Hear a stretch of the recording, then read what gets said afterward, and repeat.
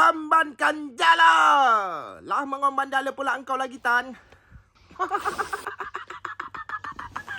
Jadi wak cerita hari ni kita menghombankan jala lagi. Kenapa wak Tan menghombankan jala tidak pakai sampan? Sampan kita lagi dipasang mesin. Bila pula turun sampan tu wak Tan? Tahanlah wak 2, 3, 4 hari lagi baru turun.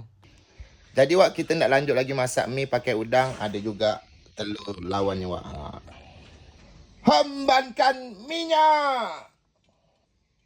Hombankan bawang.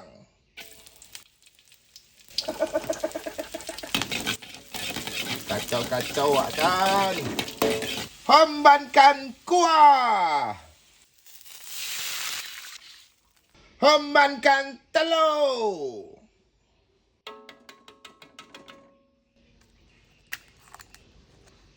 Hombankan bawang. Paling hobi lah aku kalau masak mi pakai bawang merah yang kecil-kecil bulat-bulat tu wak. Oi, paling sedap tu wak. Hombankan udang. Hombankan Indomie. Hombankan bumbunya. Hombankan lada, hombankan daun sop. Dan di sini kita tengok mi rebus kita sudah masak. Gila. Menyala wak ai.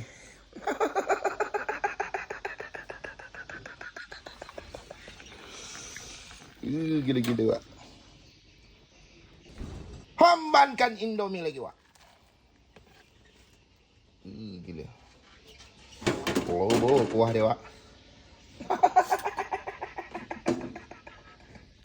Lah lama wak tak ada makan Indomie ni wak ya. Hombankan saus lagi wak. Hombankan kecap manis lagi wak. Nak coba wak Indomie lawan sagu. Apa rasa sedap tak ya? Bismillah.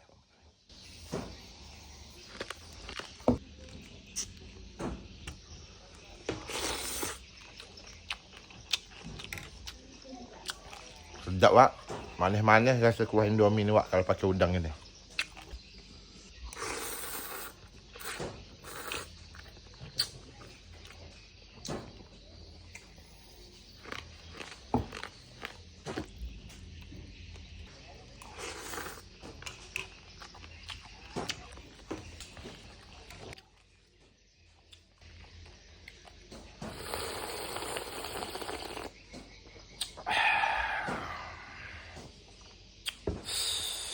Gila wak. Menyala wak ai.